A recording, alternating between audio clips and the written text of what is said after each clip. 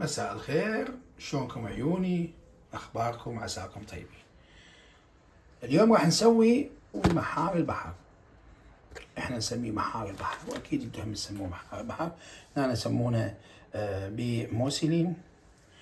هذا المحار راح نسويه بطريقتنا الخاصة. طبعا اول ما فتحناه من هذا الكيس، فتحناه وغسلته غسلة خفيفة، غسلة خفيفة، حتى شنو؟ حتى توخر عندك الترسبات اللي موجودة.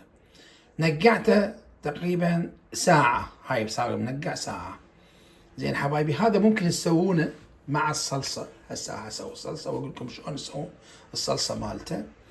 وممكن تسوون يمه على جنب او على جنب رز احمر او رز ابيض. زين حبايبي، هسه راح نشوف طريقة العمل شلون. واذا عجبكم الفيديو حبايبنا الغالي لا تنسونا باللايك والشير، وايضا اي تعليقات اني ممكن يعني اجاوبها.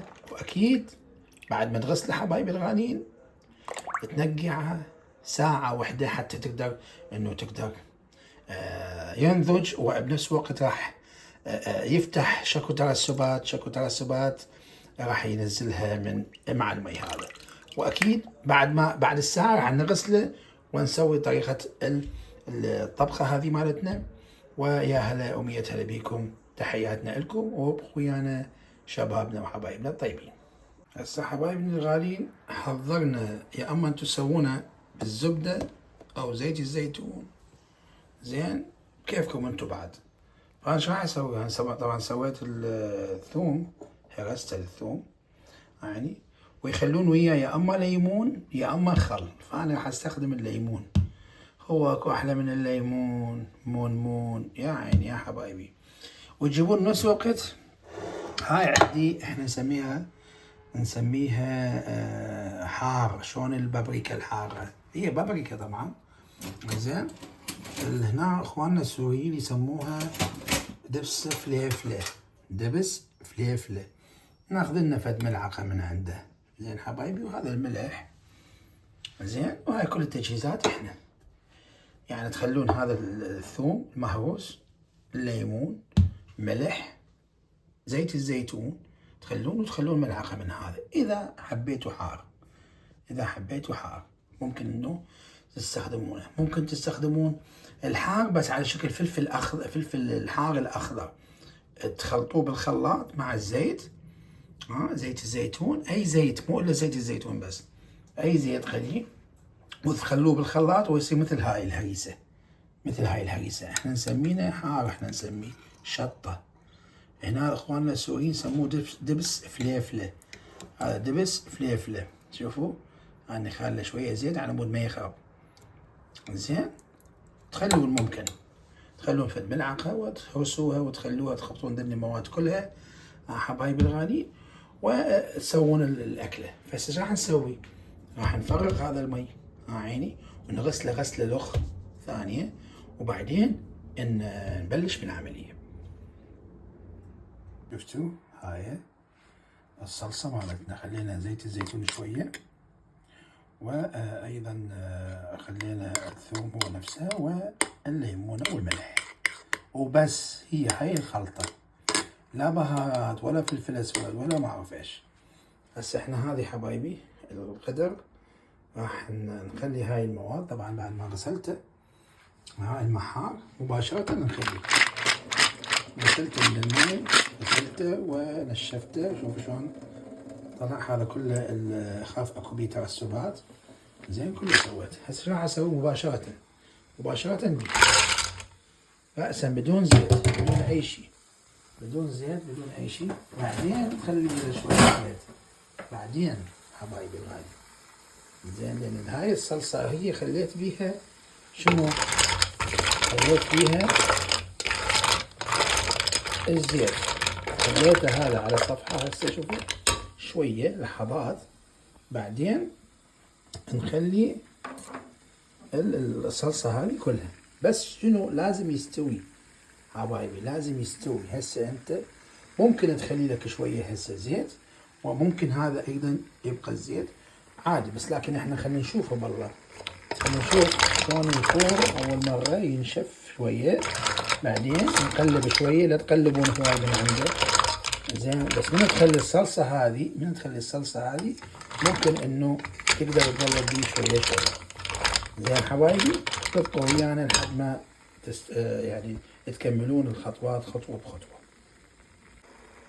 شوفوا عيني حبايبي،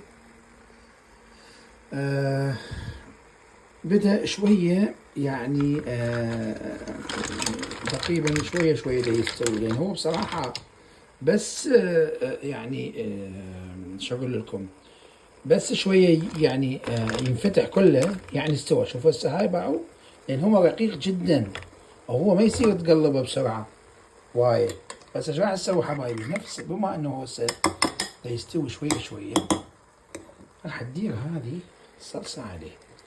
صارت الصلصة مالتي حمرة شوية. ليش؟ لأن هو دبس فليفلة، يعني هذا هو لازم انه يجي تصير. راح اخلي هاي المواد كلها حبايبي واقلب شوية واخليه على نار هادئة، يعني ربع ساعة، ممكن ربع ساعة، أقل من ربع ساعة ويستوي. وإن شاء الله يعجبكم حبايبنا الغاليين، وأكيد راح أكله وراح أقول لكم شنو نوعه وهل هو لذيذ أم لا. زين حبايبي، بطوا يعني. عيني حبايبي الغاليين، شوفوا شلون صار، بدأ يستوي شوية شوية. طبعا أنا ذقت وحدة تخبل، بس زاد له بعد ستو يعني. شوفوا شلون هذا، شوفوا شلون هاي مستوي مفتوحة.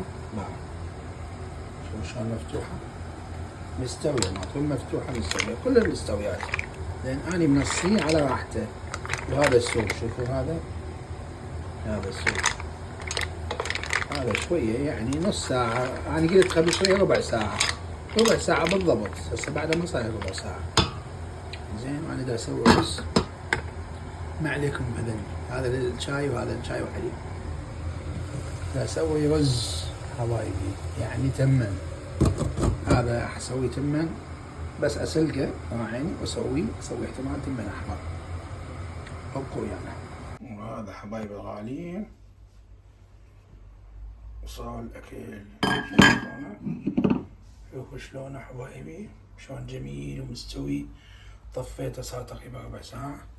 وهذا الرز الأحمر، هذا التمن الأحمر احنا نسميه. شلون الريحة تخبل حبايبي، تمنيتكم وياي. ويلي، شوف الريحة يا حبايب. ما شاء الله يا شباب. هذا التمن الأحمر، الرز الأحمر. وهاي أكلة طيبة. هذا تشيلوه هيجي، تريدون تحبون تشيلوه هيجي، تريدون تاخذونه ويا التمن الرز هذا هيك تشيلونه، هم ماكو مشكلة. وهيلي، وتاكلوها وألف عافية.